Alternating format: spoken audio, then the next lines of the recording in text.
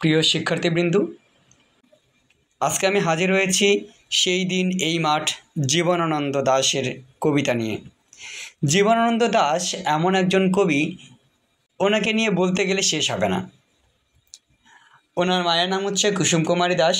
তো কুসুম কুমারী দাসের একটা অনেক সুন্দর কবিতা ছিল, যেটা আমরা ছোটোবেলায় পাঠ করেছি। এই কবিতাটার নাম ছিল আদর্শ ছেলে। তিনি যে এই বিষয় নিয়ে কবিতা লিখেছেন, এই কবিতা লেখার বিষয়টা তাকেই মানায়, কারণ যার এরকম একটা ছেলে আছে তার পক্ষেই সম্ভব এরকম একটা কবিতা রচনা করা।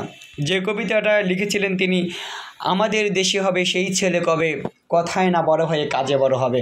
এই জীবনানন্দ দাশ কথায় বড় না হয়ে কাজেই যে তিনি বড়, সেই বিষয়টা কিন্তু দেখিয়েছেন তার সমস্ত লেখা জুড়েই। তো জীবনানন্দ দাশের কবিতাতে আমরা চলে যাই। কবিতায় যাওয়ার আগে আমরা একটু বলে নেই যে জীবনানন্দ দাশ এই কবিতার মধ্যে আসলে কি বোঝাতে চেয়েছিলেন। তিনি বোঝাতে চেয়েছেন যে এই পৃথিবী ছেড়ে তো আমাদের প্রত্যেককেই চলে যেতে হবে। পৃথিবীর নিয়মটাই মূলত এরকম, সৃষ্টিকর্তা আমাদেরকে এরকম কিছু রেস্ট্রিকশন দিয়েই পৃথিবীতে পাঠিয়েছেন যে আমরা নির্দিষ্ট একটা বয়সেই আমরা মৃত্যুবরণ করব, তাই না?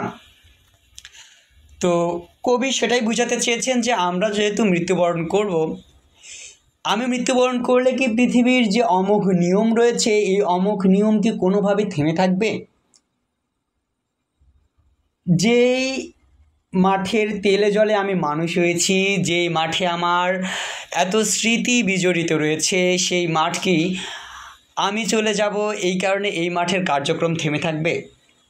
আদৌ কি থেমে থাকার কথা ছিল, নাকি থেমে থাকবে? এই যে প্রকৃতির সৌন্দর্য নিয়ে আমি এত লেখালেখি করছি, প্রকৃতির সৌন্দর্যে আমি মুগ্ধ হয়ে আছি, আমি যদি কোনো কারণে এখনই মৃত্যুবরণ করি, তাহলে কি প্রকৃতি আমাকে নিয়ে চিন্তা করবে আদৌ? এই বিষয়টাই তিনি এখানে লিখেছেন যে আমরা চলে গেলে আসলে প্রকৃতির কোনো কিছু থেমে থাকবে কি না। তো চলুন আমরা একটু সহজভাবে এই কবিতাটা পড়ার চেষ্টা করি। সেই দিন এই মাঠ স্তব্ধ হবে না কো জানি, এই নদী নক্ষত্রের তলে সেদিনে দেখিবে স্বপ্ন, সোনার স্বপ্নের স্বাদ পৃথিবীতে কবে আর ঝরে। কবি বলতে চেয়েছেন এখানে সেই দিন, অর্থাৎ আমার মৃত্যুর দিন, এই মাঠ, যেই মাঠে তিনি বর্তমানে আছেন বা যেখানে তিনি খেলা করেছেন, বা যেখানে তিনি কাজ করেছেন, যেখানকার তেলে জলে তিনি মানুষ হয়েছেন, সেই মাঠের কথা বলছে। স্তব্ধ হবে না কো জানি, মানে স্তব্ধ মানে কি, থেমে থাকবে না। কবি বলতেছেন যে আমার মৃত্যুর দিনেও এই মাঠ স্তব্ধ থাকবে না, অর্থাৎ থেমে থাকবে না এই নদী নক্ষত্রের তলে। অর্থাৎ আমি যেই নদীর সৌন্দর্যে মুগ্ধ হয়েছি, সেই নদী নক্ষত্রের তলে সেদিনও দেখিবে স্বপ্ন। অর্থাৎ আমার মৃত্যুর দিনে বসেও সে স্বপ্ন দেখবে। আমি মৃত্যুবরণ করলে সে মন খারাপ করে থাকবে না, সেদিনও স্বপ্ন দেখবে যে আমার সৌন্দর্য নিয়ে হয়তো বা সে মৃত্যুবরণ করেছে, ঠিক আছে, কিন্তু আমার যে সৌন্দর্য, সেই সৌন্দর্য নিয়ে আরও কেউ লিখবে, এই বিষয়টা নিয়ে সে সেদিনও স্বপ্ন দেখবে। অর্থাৎ যেদিন কবি মৃত্যুবরণ করবে সেদিনও সে স্বপ্ন দেখবে। কে স্বপ্ন দেখবে?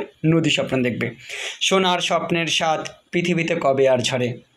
বলতেছে যে মানুষের, প্রকৃতির যে স্বপ্ন দেখার একটা প্রতীক্ষা, স্বপ্ন দেখার যে একটা আকাঙ্ক্ষা, সেটা কোনো দিনও থেমে যাবে না।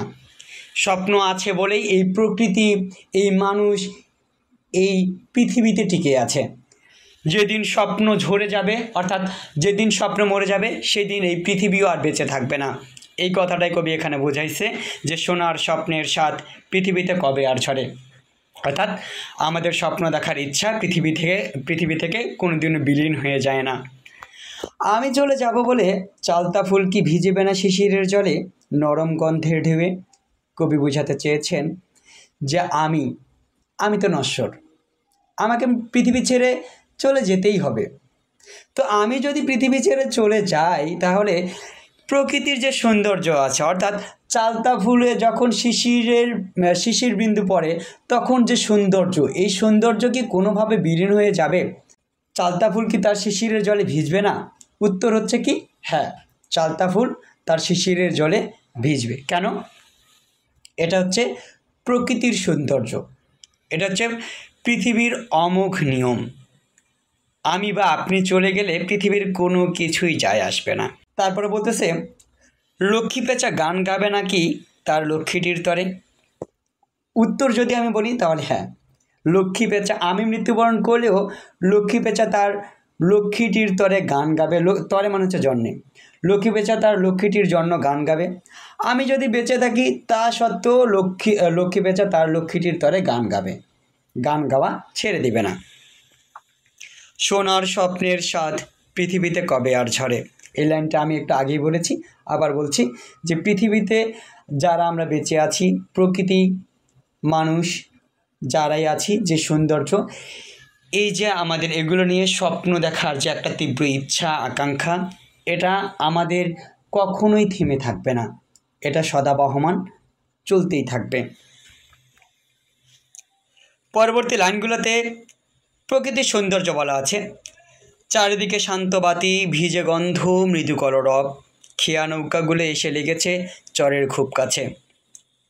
কবি বলতেছে যে চারিদিকের যে শান্ত বাতি, চারিদিকের যে সৌন্দর্য, ভিজে গন্ধ, মৃদু কলরব, প্রকৃতির যে এত সৌন্দর্য, আবার খেয়া নৌকাগুলো যে আছে এগুলো চরের যে খুব কাছে লেগে আছে, অর্থাৎ প্রকৃতির সৌন্দর্য এবং নদীর যে চারিদিকের সৌন্দর্য, প্রকৃতির স্বপ্ন দেখা এবং নদীর যে স্বপ্ন দেখা, এখানে যে সৌন্দর্যগুলো আছে এগুলো নিয়ে যে লেখালেখি করবে মানুষ।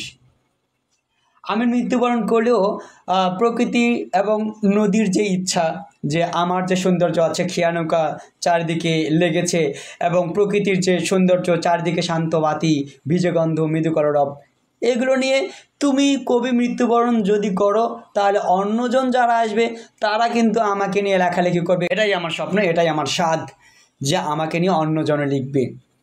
এটা আমি বিশ্বাস করি, প্রকৃতি এটা বিশ্বাস করে।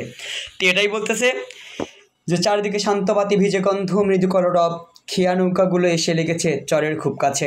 পৃথিবীর এই সব গল্প বেঁচে রবে চিরকাল, অর্থাৎ প্রকৃতির যে সৌন্দর্য আছে এই সৌন্দর্যগুলো চিরকাল বেঁচে রবে, কিন্তু আমরা যেগুলো সৃষ্টি করেছি এগুলো একদিন না একদিন ধ্বংস হয়ে যাবে। পরবর্তী লাইনে দেখলে বুঝতে পারবা বিষয়টা। এসিরিয়া ধুলো আজ, বেবিলন ছাই হয়ে আছে। মানে মানুষের হাতে সৃষ্ট যে সভ্যতা, এই সভ্যতা তখন কিন্তু খুব প্রভাব বিস্তার করেছিল। এই সভ্যতাগুলো বর্তমানে কি হয়ে গেছে, বিলীন হয়ে গেছে। এই সভ্যতার অস্তিত্ব বর্তমানে নাই, একেবারে ছাই হয়ে আছে।